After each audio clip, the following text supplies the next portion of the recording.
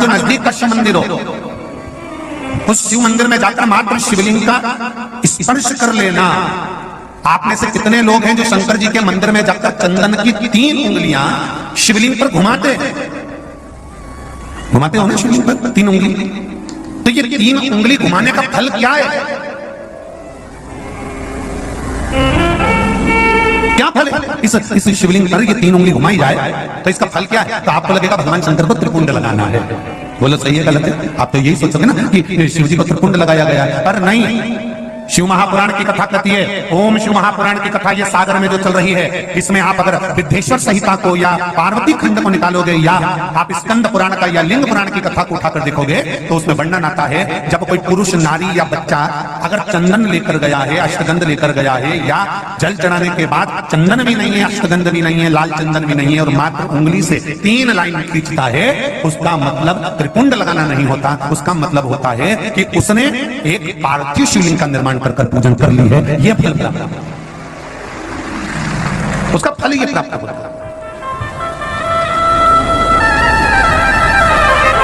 अब आप तो अभी तक सोचते थे कि हमने तो चंदन लगा दिया, हम तो भगवान को चंदन की लाइन खींची, हम भगवान को त्रिपुंड बनाकर आए। त्रिपुंड नहीं, भगवान शंकर को आपने त्रिपुंड लगाया वो अपनी जगह पर, भगवान शंकर को जो आपने 3 लाइन खींची है, हाथ का जो स्पर्श कर घुमाया है, इससे पार्थिव शिवलिंग के निर्माण का फल प्राप्त हो जाता है।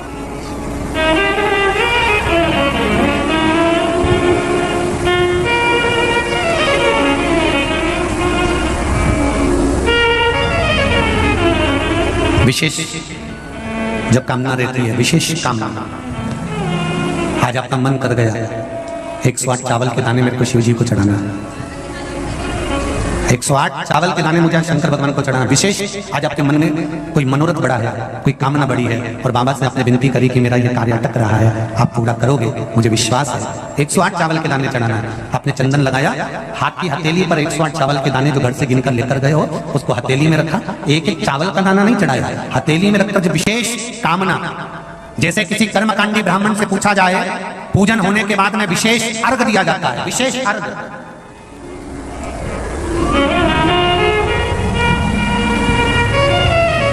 उसी तरह विशेष कामना के लिए तो महापुराण की कथा चल रही है, बार बार नहीं मिलेगी। और जितने लोग आस्था पर सुन रहे हैं, जितने लोग फेसबुक यूट्यूब पर सुन रहे हैं, वो भी ध्यान लगा। 19 शिव महापुराण की कथा की ये 3 बेलपत्र में 3 पत्तियां होती हैं।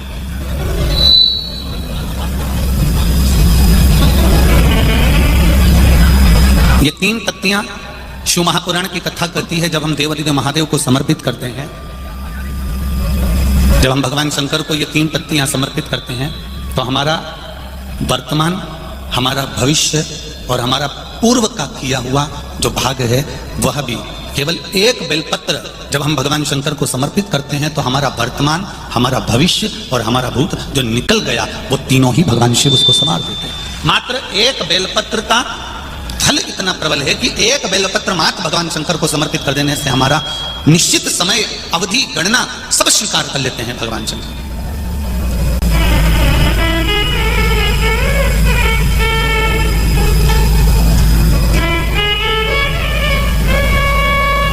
एक बेलपत्र की 3 पत्तियां नहीं है। एक बेलपत्र में जो ब्रह्मा विष्णु महेश हैं, एक बेलपत्र में जो हमारा जीवन है, एक बेलपत्र में जो हमारे देव अधिदेव महादेव विराजमान है, एक बेलपत्र में जो माँ जगज्जननी दुर्गा भवानी विराजमान है, एक बेलपत्र में जो नारायण लक्ष्मी विराजमान है, एक बेलपत्र में जो ब्रह्मा ब्रह्माणी विराजमान है, एक बेलपत्र के अंतर्गत जो मेरे देव अधिदेव महादेव की 64 योगनियां विराजमान है, एक बेलपत्र के अंतर्गत 33 कोटि देवी देवता विराजमान है, एक बेलपत्र के अंतर्गत संपूर्ण ब्रह्मांड का सुख विराजमान है। वो बेलपत्र कोई साधारण नहीं होती। शिव को चढ़ा देने पर वो बेलपत्री का सुख हमारे जीवन पर्यंत।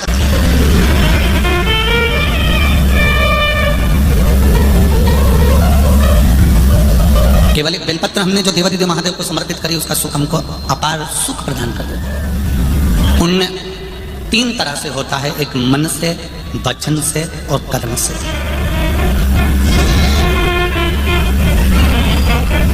अब जरा ध्यान देना, मन से हम जिंदगी में कभी किसी के प्रति भेदभाव ना रखें।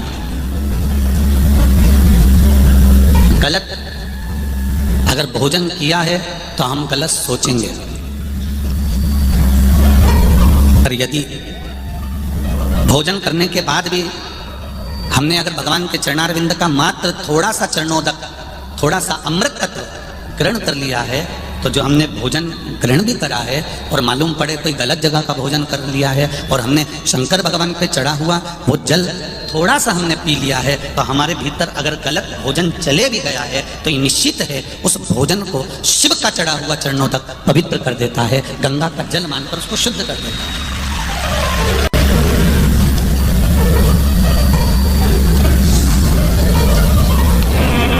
दो विष होते हैं, दो तरह का विष होता है।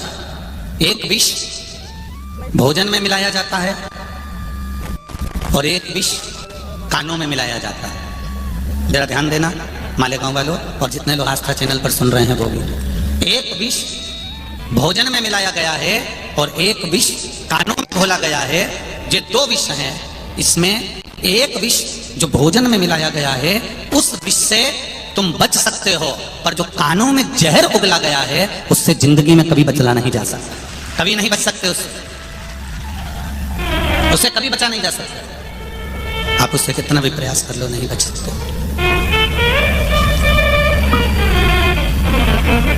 भोजन कई लोग कहते हैं गुरुजी ये एक लोटा जल तुम कहां से लेकर आए हो,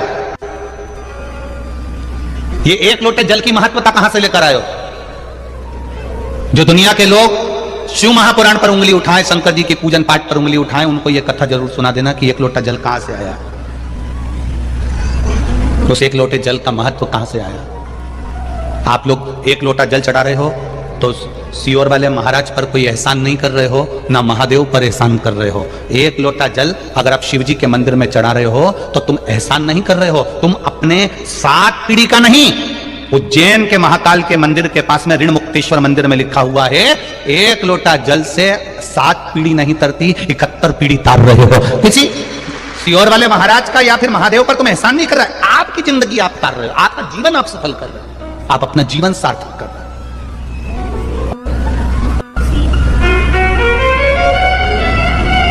इस कहां से आया एक लोटा जल। दधीचि ऋषि की धर्मपत्नी का श्राप सबको लग गया, देवताओं को, सारे देवताओं को श्राप लग गया। देवताओं के घर में संतान नहीं हो रही क्योंकि इनको श्राप था कि तुम्हारे यहां संतान नहीं होगी। संतान क्या करा जाए।